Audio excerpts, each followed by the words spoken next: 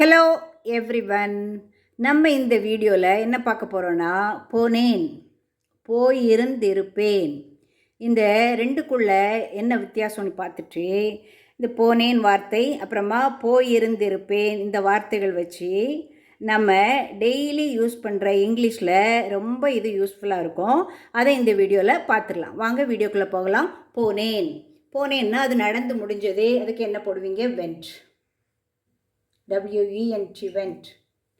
போயிட்டீங்க, அது நடந்தது. போயிருந்திருப்பேன் அப்படின்னா அது முன்னால் உள்ள ஒரு வார்த்தை. அது நடக்கலை, ஆனால் நடக்காததை நீங்கள் என்ன சொல்கிறீங்க? இப்போ கெஸ் பண்ணி சொல்கிறீங்க. அவன் கூப்பிட்டு இருந்தால் நான் போயிருந்திருப்பேன், விளையாடி இருந்திருப்பேன். கெஸ் பண்ணி சொல்கிறது. ஆக்சுவலாக இது நடக்காத ஒன்று. ஓகேவா? இது நடந்து முடிஞ்சது. இப்போ இதில் என்ன போடுவீங்கன்னா, வுட் ஹேவ்ங்கிற வார்த்தையை நீங்கள் சேர்த்துக்கணும். வுட் ஹேவ், வுட்,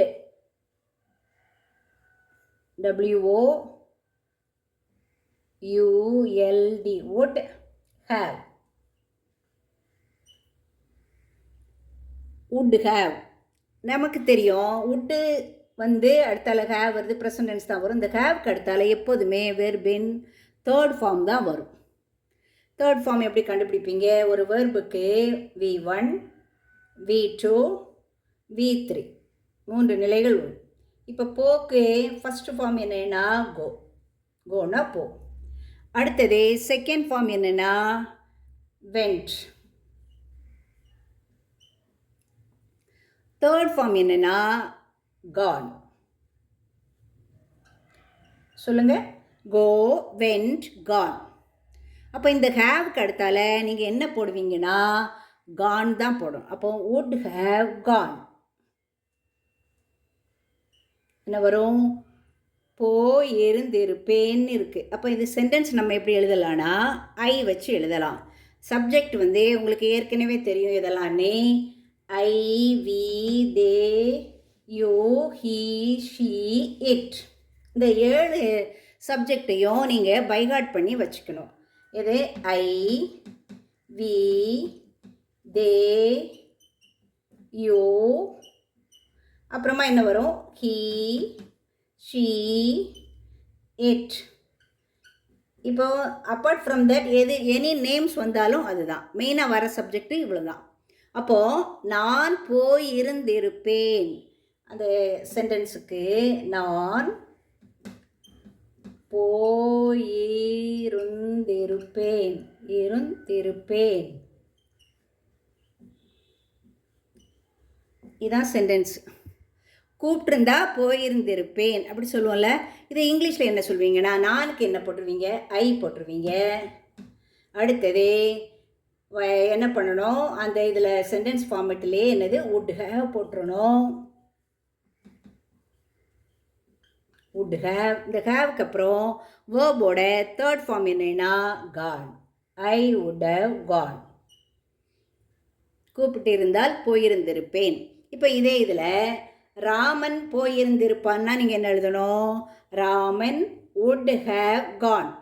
அதே மாதிரி தே போட்டாலும் அதே தான் வரும். அப்போ இதுக்கு உள்ள ஃபார்முலா என்னென்னா, போயிருந்திருப்பேன் நடக்காத ஒன்றை கெஸ் பண்ணி நம்ம சொல்கிறோம்ல, அதுக்கு தான் இது. அதனுடைய ஃபார்முலாவை பார்த்துடலாம். சப்ஜெக்டும் தெரிஞ்சிருக்கணும், அதனால் அது அங்கே இருக்கட்டும். ஹீ, ஷீ, இட்டு. அடுத்தது என்ன ஃபார்முலானா வுட் ஹேவ். எது வந்தாலும், இப்போது ஐ வந்தாலும் வுட் ஹேவ் தான், வி வந்தாலும் தே வந்தாலும் அதே தான் போடணும். அப்போது இந்த ஹேவுக்கு அப்புறமா நீங்கள் போடுறது வேர்போட தேர்ட் ஃபார்ம் இருக்கணும். அப்போ அந்த வேர்போட தேர்ட் ஃபார்மும் கொஞ்சம் நம்ம என்ன செய்திடலாம், படிச்சுக்கலாம். இப்போ நம்ம முதல் இதுக்கு பார்த்தோம்ல கோ. கோக்கு ரெண்டாவது ஃபார்ம் என்னது? வென்ட். தேர்ட் ஃபார்ம் என்னது? கான். கோ, வென்ட், கான்.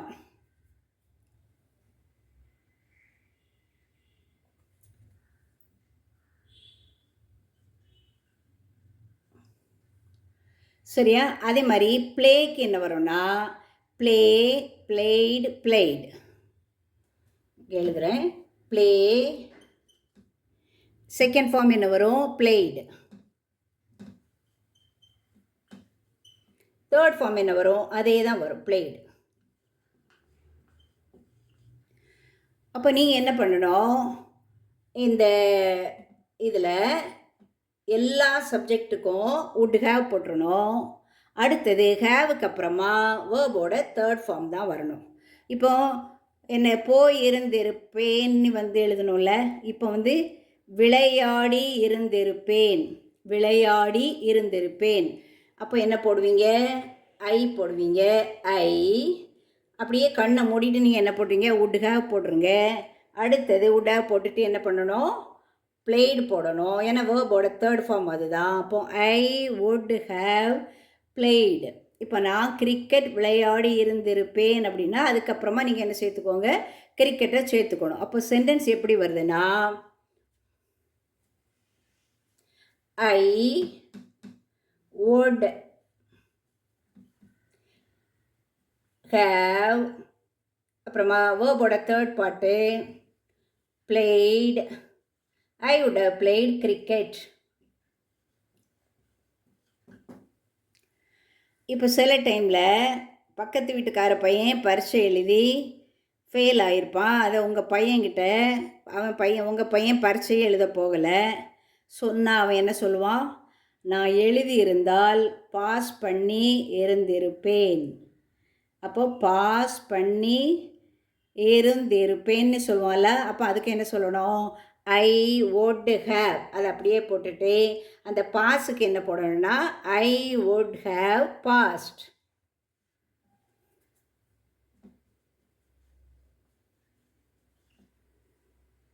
பாஸ் பண்ணி இருந்திருப்பேன். இப்போ நீங்கள் அதை எழுதும்போதே உங்களுக்கு தெரியும், அதில் 2 இடத்துல ரூன்னு வரும். இப்படி ஒரு இரு, திருப்பி இடையிலையும் என்ன வரும்? திருன்னு வரும். இப்போ திரு அப்படின்னு வந்தால் ஒரு மாதிரி திணறாமல் நம்ம உடனே என்ன செய்யணும்? would have போடணும். இதே மாதிரி இன்னும் 2 சென்டென்ஸ் நம்ம பார்த்துக்கலாம். ஏற்கனவே பாஸ்டில் நடக்காத ஒன்றை கெஸ் பண்ணி சொல்கிறதுக்கு தான் இந்த would have ப்ளஸ் V3 போடணும். இப்போது நான் ஏற்கனவே சொன்ன மாதிரி அங்கே திருன்னு இருக்கும். அதை வச்சும் நீங்கள் கண்டுபிடிச்சிக்கலாம், அல்லது நீங்கள் சென்டென்ஸ்லேயே உங்களுக்கு தெரிஞ்சிடும். இப்போ வந்து அடுத்தது எது பார்க்க போகிறோன்னா, பார்த்திருப்பேன். பார்த்திரு இங்கே ஒன்று வருது, திருப்பேன்.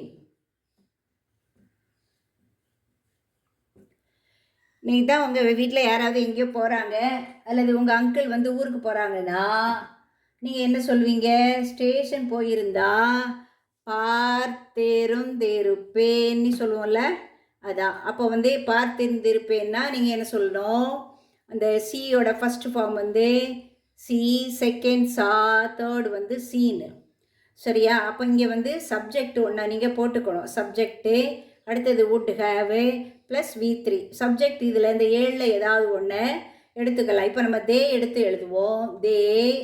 அடுத்தது நீங்கள் இதில் வந்து எதுவுமே யோசிக்க வேண்டாம், would have போட்டுடலாம்.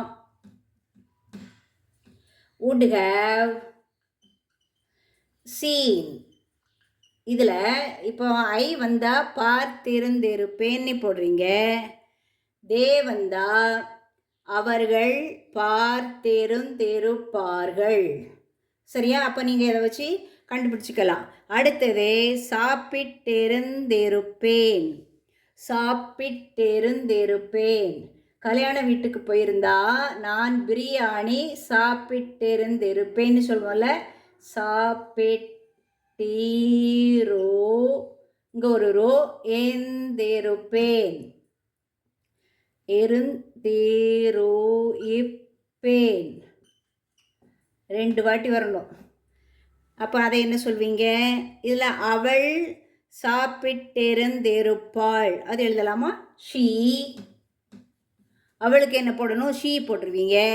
அடுத்தது would have, she would have.